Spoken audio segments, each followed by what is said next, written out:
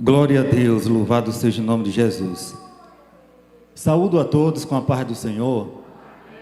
Queridos irmãos, vamos ler a palavra de Deus, livro do Apocalipse, capítulo de número 21, versículo de número 3. É um prazer estar aqui mais uma vez, para juntos adorarmos aquele que morreu na cruz do meio, mas que ressuscitou ao terceiro dia e assentou à direita do Pai e intercede por nós. Louva a Deus pela vida do nosso pastor presidente, pastor Isaac, que me deu a oportunidade de poder estar ministrando a palavra de Deus mais uma vez. Louva a Deus pela vida do nosso pastor Pedro, de todos os irmãos que estão aqui, para juntos adorarmos a Deus em espírito e em verdade. Queridos irmãos, por bondade de Deus, eu queria convidar a igreja para ficarmos em pé, para lermos a palavra do Senhor Jesus. Apocalipse capítulo 21, versículo 3.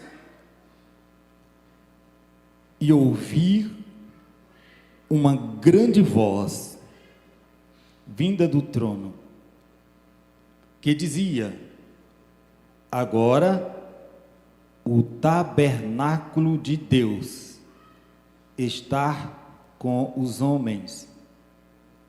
Deus habitará com eles, e eles serão o seu povo, e o próprio Deus estará com eles, e será o seu Deus.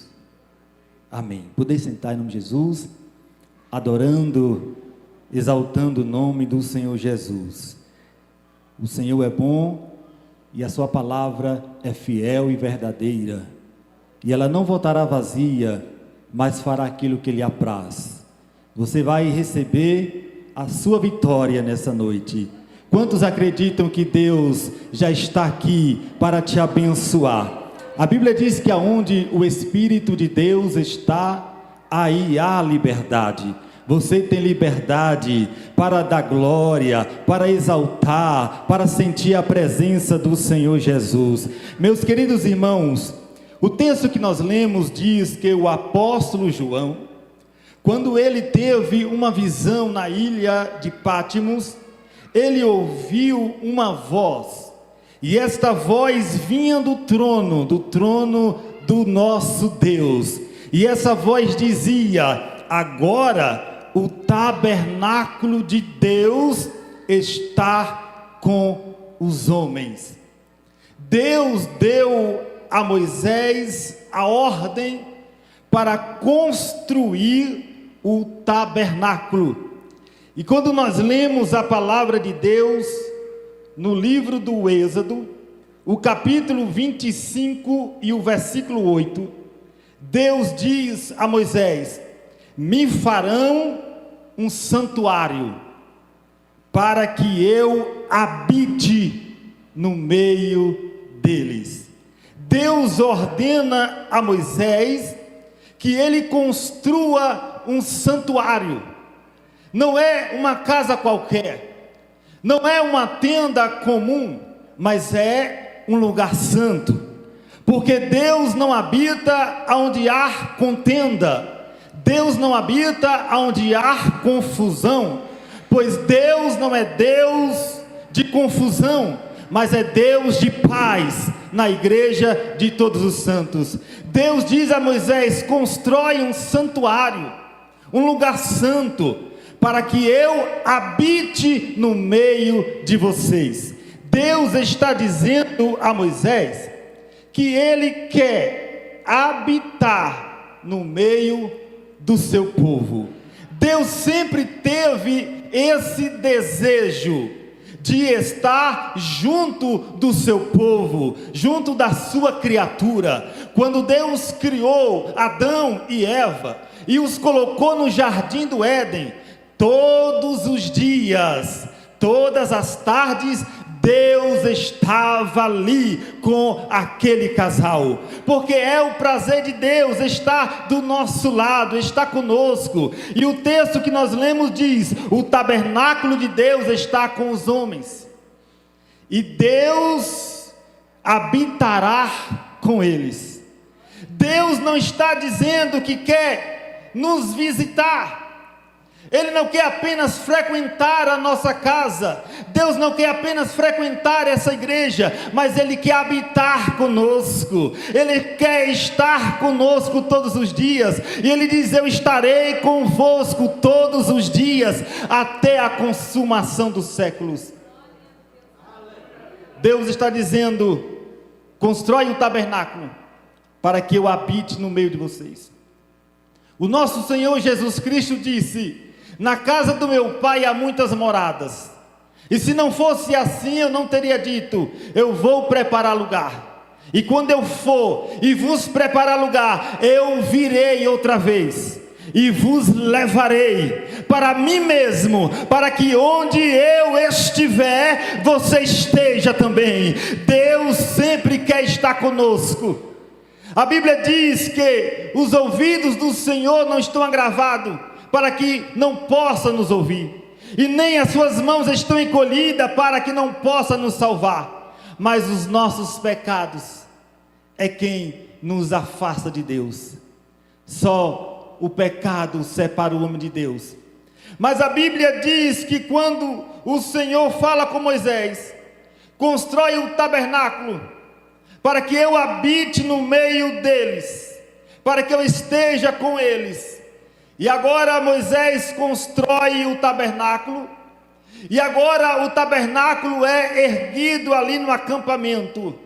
A Bíblia diz que o povo de Israel, quando saíram do Egito, que o Senhor os tirou de lá com o seu braço forte, para que eles adorassem a Deus no deserto, e atrás do monte Sinai, eles ficaram acampados, e ali cada família armava a sua própria tenda, e eles eram divididos em tribos, eram 12 tribos, e a Bíblia diz que no meio do acampamento, Moisés ergueu o tabernáculo, o santuário, e ali estava o local de culto, o local de adoração.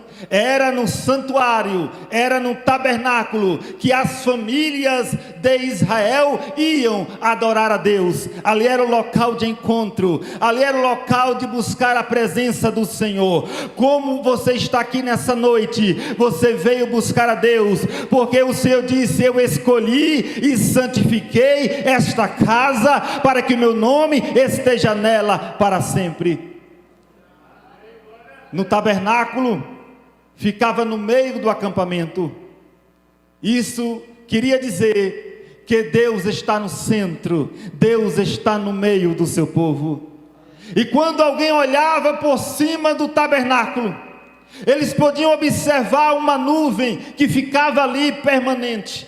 Quem sabe uma criança perguntava para o pai: meu pai, que nuvem é aquela que está em cima do tabernáculo? E o pai respondia para o filho: meu filho, aquela nuvem chama-se Shekinah. Ela representa a presença de Deus. Quando aquela nuvem se retira, Deus está dando uma mensagem para Moisés, dizendo que é hora de desarmar as tendas, é hora de desmontar o tabernáculo, é hora de seguir a viagem rumo à terra prometida. E agora, quando a nuvem saía, Israel desmontava o acampamento e viajava. Mas há um detalhe: eles não podiam ir na frente da nuvem, porque a nuvem representa o Espírito Santo, e o Espírito Santo ia guiando, e eles iam atrás seguindo. Aonde a nuvem ia, eles iam também seguindo. Eles não podiam ficar para trás e nem passar adiante, mas eles iam embaixo da nuvem. Estar embaixo da nuvem significa estar embaixo da proteção de Deus, estar guardado pelo Espírito Santo. E a Bíblia diz que o Espírito Santo nos guiará. E quando a nuvem parava, Israel armava o seu acampamento. Israel armava suas tendas e armava novamente o tabernáculo. O tabernáculo era portátil, porque até então Israel era um povo nômade, um povo peregrino, até que ele chegasse em Canaã e ali estabelecesse uma morada fixa. Eles sempre viviam assim, armando as suas tendas e desmontando, quando Deus assim orientava. Mas a Bíblia diz que o tabernáculo, ele era dividido em algumas partes: o átrio, o lugar santo e o lugar santo do santo. E quando as pessoas chegavam no tabernáculo, eles tinham que passar pela porta, e a porta era grande, espaçosa. Essa porta é um símbolo de Jesus, porque Jesus diz: eu sou a porta, aquele que entrar por mim, entrará e sairá e encontrará pastagem. O nosso Jesus é a porta, e quem entra por essa porta, salvar-se-á. E quando passava pela porta, a pessoa entrava dentro do átrio, e ali no átrio estava o altar do holocausto. O altar do holocausto era o local do sacrifício, aonde o pecador, ele chegava até ali com um cordeiro, e ele chamava o sacerdote que estava trabalhando ali no santuário, e agora ele confessa para o sacerdote o seu pecado, e agora o sacerdote faz um ritual.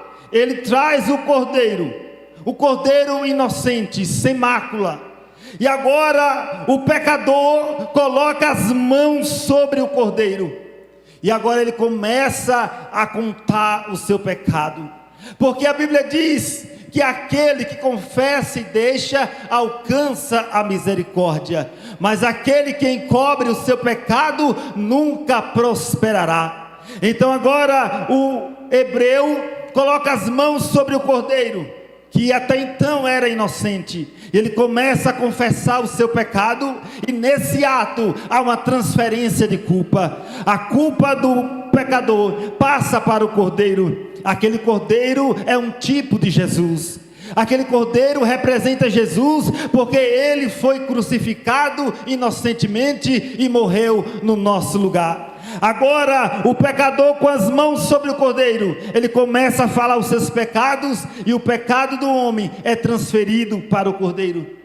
E agora o sacerdote pega o cordeiro, que agora está com a culpa do homem, e ele agora é sacrificado no altar do holocausto, no altar do sacrifício. Esse altar é um tipo da cruz, porque foi na cruz que Jesus foi crucificado, foi na cruz que Jesus morreu por nós. E quando nós lemos a palavra de Deus no livro do profeta Isaías, capítulo 53, e o versículo 5, 6 e 7, está escrito: mas ele foi ferido, Jesus foi ferido, assim como aquele cordeiro lá no Antigo Testamento foi ferido, foi sacrificado.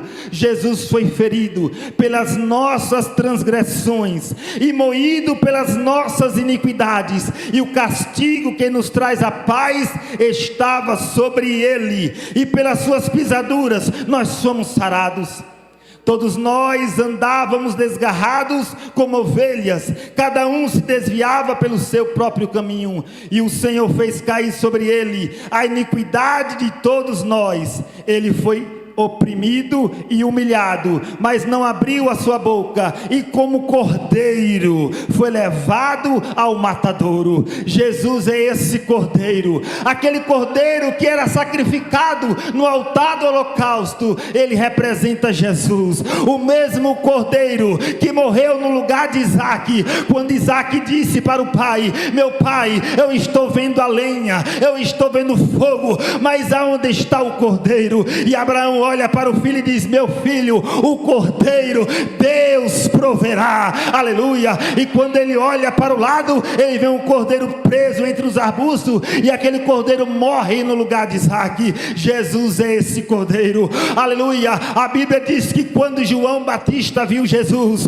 pela primeira vez, ele disse: eis aí o cordeiro de Deus que tira o pecado do mundo. Jesus é este cordeiro, e nesse ato solene, o homem com a mão sobre o cordeiro, ele começa a falar o seu pecado, e o pecado do homem é transferido para o cordeiro. Lembra quando Jesus estava na cruz, um homem que estava crucificado do seu lado começa a zombar de Jesus e dizendo: ei, você não é o Cristo? Então desce da cruz, salva a ti mesmo e salva nós também. Mas o outro ladrão arrependido repreende o seu colega e disse: ei, você não teme a Deus, nem mesmo estando na mesma condenação. Nós estamos aqui porque merecemos, nós estamos aqui porque somos pecadores, mas este aí que está na cruz do meio, ele nenhum mal fez, ele é inocente, ele é inocente. O cordeiro que estava sendo sacrificado é inocente. O pecado era nosso, mas ele levou sobre si, ele se fez maldição por nós. Oh, glória a Deus! E o pecado que era nosso, Jesus levou na cruz. E hoje nós temos direito a ter a vida eterna, porque ele veio salvar o seu povo. E agora, o animal é sacrificado, o seu sangue é derramado ali no altar, representando o derramamento do sangue de Jesus. E quando Jesus celebra a Santa Ceia, ele diz: este sangue é a nova aliança. Esse sangue é a nova aliança. Jesus nos trouxe uma nova aliança. E quando nós entramos ali, irmãos, no átrio, além do altar do holocausto, nós vemos também a bacia de bronze. E a bacia de bronze estava cheia de água, aonde os sacerdotes tinham que se lavar antes de entrar no lugar santo. Eles tinham que se banhar. Mas a palavra de Deus diz que não é necessário mais fazer esse ritual, porque quando o Senhor diz a Pedro: eu tenho que lavar os teus pés, Pedro, e Pedro disse: Senhor, não podes lavar os meus pés. E Jesus disse: Pedro, se eu não lavar os teus pés, você não tem mais parte comigo. Agora Pedro diz: Senhor, se for desse jeito, então pode me banhar, pode lavar a cabeça, pode lavar o corpo. E Jesus disse: não, Pedro, não precisa mais lavar o seu corpo, porque vós já estáis limpos pela minha palavra. Não precisa mais de altar do holocausto, porque Jesus morreu por nós. Não precisa mais de bacia de bronze para se banhar, porque Jesus Cristo nos purifica com a sua palavra. Aleluia. Passando pelo altar do holocausto e passando pela bacia de bronze, agora entra-se no lugar santo. E no lugar santo estava uma mesa com os pães da preposição. Esses pães somente os sumos sacerdotes podiam comer. Mas a palavra do Senhor diz que Jesus Cristo, ele é o pão vivo que desceu do céu. Ele está dizendo: eu sou o pão vivo que desceu do céu. Além da mesa com os pães da preposição, também tinha o candelabro. O candelabro tinha 7 pontas, representando os 7 Espíritos de Deus. E aquele candelabro, ele era necessário para iluminar o ambiente. Mas hoje, não precisamos mais de candelabro na igreja, porque Jesus disse: eu sou a luz do mundo, e quem me segue não andará em trevas. Aleluia. O Senhor, ele é a nossa luz, ele é lâmpada para os nossos pés, ele é luz para os nossos caminhos. E quando passava pelo local santo, a palavra de Deus nos diz que ali também estava o altar do incenso. E o sacerdote usava esse incenso, e essa fumaça que subia representava a oração do povo, representava as petições da sua igreja, do seu povo. Mas hoje não é mais necessário acender incenso na igreja, porque o Senhor Jesus disse que os verdadeiros adoradores adorarão ao Pai em espírito e em verdade. Aleluia! Basta apenas você se ligar em Deus e sair dessa terra e entrar no mundo espiritual e se conectar com Deus, e Deus ouve a tua oração, porque antes mesmo que você fale, Ele conhece os teus pensamentos. Saindo do lugar santo, agora há uma cortina que separa o local santo do local santíssimo. E no local santíssimo, ninguém podia entrar.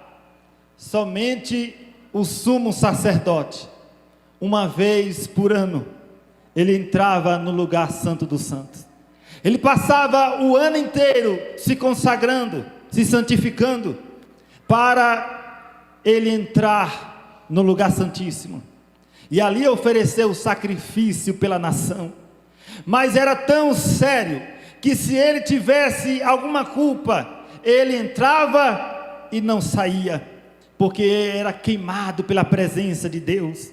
Então era necessário que ele entrasse amarrado por uma corda, porque se ele morresse lá dentro, ninguém poderia entrar para remover o corpo. Então, se ele morresse lá dentro, o sino ia tocar, que estava amarrado na sua cintura, e alguém ia puxar a corda para trazer o cadáver. Mas a palavra de Deus diz que atrás do véu estava a Arca da Aliança. A Arca da Aliança é um caixote de madeira revestido de ouro por dentro e por fora, e lá dentro estava os 10 mandamentos. Estava também a vara de Arão que floresceu e o maná. E esse altar, essa Arca da Aliança, tinha uma tampa com 2 querubins, um olhando para o outro. Essa tampa chamava-se propiciatório, e ali era a presença de Deus. Deus estava ali. É por isso que não podia entrar de qualquer jeito, tinha que se santificar. Mas a palavra do Senhor diz que hoje nós temos livre acesso ao lugar santo do santo, porque Jesus Cristo, quando morreu na cruz, ele disse: está consumado, e o véu do templo se rasga, e hoje nós temos acesso, não somente o sumo sacerdote, mas cada um de nós temos livre acesso de entrar na presença de Deus. Basta dobrar os seus joelhos e buscar o Senhor, e ele diz: buscar-me-eis e me achareis, quando me buscares de todo o coração. O Senhor está, aleluia, te esperando, e quando você busca, você encontra. Não somente o sumo sacerdote, mas qualquer um que buscar ele, pode encontrar. E ali a palavra de Deus diz, que quando o povo de Deus estava acampado no deserto, eles eram protegidos, porque o Senhor está dizendo: eu habito no meio deles. Deus está conosco. O Deus de Jacó é o nosso refúgio. Deus não está dizendo: eu vou frequentar o santuário. Deus está dizendo: eu vou habitar no santuário. E a Bíblia diz que o nosso corpo agora é este santuário, porque Deus não habita mais em templos feitos pela mão do homem, mas agora Paulo vai dizer que o nosso corpo é o santuário. E Deus não quer apenas visitar o santuário, Deus quer habitar nele, Deus quer morar nele, Deus quer morar em nós. Deus mora em cada um de nós. Nós somos a igreja, nós somos o tabernáculo, nós somos o santuário. Deus está conosco, Deus habita em nós. e Ele nos dá proteção. Ele diz: eu habitarei no meio deles, e eu estarei com ele, e Deus será o seu Deus, e nós seremos o seu povo. O Senhor nos está dando esta palavra nessa noite. Guarda essa palavra no seu coração. O Senhor é quem nos guia, é Ele quem nos guarda, é Ele quem nos protege, é Ele quem nos dá livramento, e toda ferramenta preparada contra você não vai prosperar, porque o Senhor é contigo para te livrar, diz o Senhor. Ele é contigo por onde você andar, assim como Ele era com o povo de Israel. E quando o povo de Israel estava indo pelo deserto, Deus estava com eles.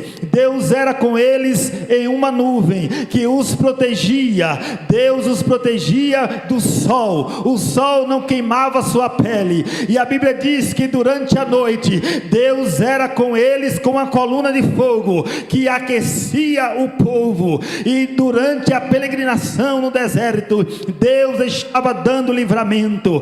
Deus livrava do perigo, Deus livrava do mal. E a Bíblia diz que Deus era provisão. Deus fazia sair água da rocha, Deus fazia descer maná do céu, Deus guardava e alimentava o seu povo. Deus está dizendo: eu te guardarei, eu não te deixarei, eu serei contigo. E diz a palavra de Deus que quando o povo está diante da terra santa, da terra que Deus prometeu, a Bíblia diz que Moisés morre sem entrar na terra prometida, mas Deus fala com Josué e diz: Josué, aleluia, Moisés, o meu servo, está morto, mas levanta, Josué, porque tu farás este povo herdar a terra que eu jurei aos seus pais. Aleluia, você vai fazer esse povo entrar na terra que eu prometi,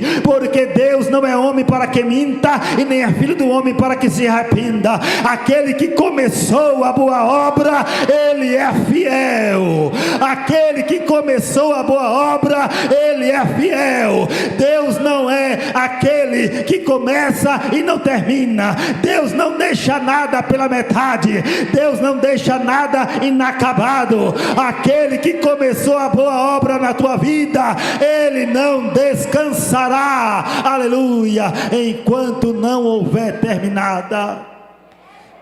Josué, tu farás esse povo herdar a terra que eu jurei. Às vezes a gente acredita no juramento de um político, a gente acredita no juramento que alguém faz no altar, mas nós não podemos nos esquecer, aleluia, que aquele que prometeu, Ele é fiel. Ele diz: Ele é fiel para cumprir a sua palavra. E o Senhor disse a João: João, o que você está vendo, escreve, porque estas palavras são fiéis e verdadeira, e o Senhor vela sobre as suas palavras para cumprir. Josué, tu vai fazer esse povo herdar a terra que eu jurei. Tão somente esforça-te e tem muito bom ânimo, aleluia, e eu serei contigo. Eu não te deixarei e nem te desampararei. Ninguém poderá te resistir todos os dias da tua vida. Assim como eu fui com Moisés, eu serei com você, aleluia. Então somente tem cuidado de fazer tudo conforme está escrito na lei. Dela não se desvie nem para a direita e nem para a esquerda, porque fazendo isso tu serás bem sucedido por onde quer que tu andares, e aonde tu pisar a planta dos teus pés, eu te darei como herança. Dos que saíram do Egito, somente Josué e Caleb entrou na terra santa. O povo que entrou lá foi a nova geração que nasceu durante a peregrinação no deserto. Mas por que somente Josué e Caleb entrou lá? Lembra quando Moisés mandou os espias espiar a terra?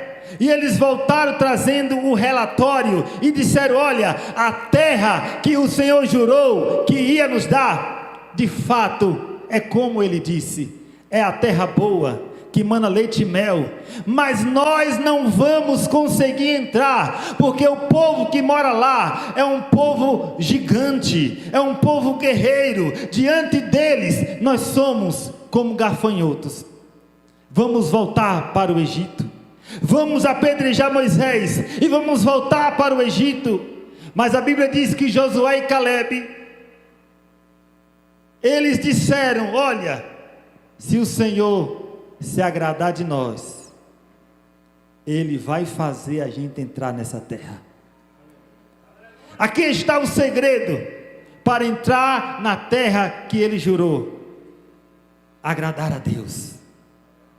Se o Senhor se agradar de nós, Ele vai fazer a gente entrar na terra. Aí alguém pode dizer: mas irmão Carlos, e Moisés não agradou a Deus? Irmãos, quando o Senhor disse: Moisés, toca na rocha, e o meu nome será glorificado. A Bíblia diz que Moisés bate na rocha, ele fere a rocha com ira, e Deus não se agradou disso. Por um pequeno gesto, nós podemos perder a nossa salvação. Moisés não perdeu a salvação, claro que não, mas ele não entrou em Canaã. Mas a Bíblia diz que Josué e Calebe entraram em Canaã, porque eles disseram: se a gente agradar a Deus, Deus vai fazer a gente entrar nessa terra. Nós precisamos agradar a Deus. A gente se esforça tanto para agradar o patrão, a esposa se esforça tanto para agradar o marido. E será que nós estamos nos esforçando o suficiente para agradar a Deus? Temos que agradar a Deus. E se o Senhor se agradar de nós, nós vamos ser bem-sucedidos, nós vamos ser vitoriosos e ainda vamos morar com Ele na eternidade. Que Deus abençoe a sua vida, que Deus abençoe a vida da igreja e continue te dando vitória em nome de Jesus. E eu agradeço a minha oportunidade em nome de Jesus. Volta a palavra a quem é de direito.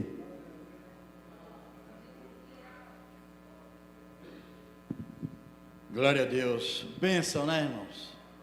Aleluia, Jesus. Quero agradecer a Deus por essa oportunidade e passar para o pastor Pedro para ele concluir. Aleluia, Jesus. Amém, meus irmãos. Jesus é bom e cuida de nós.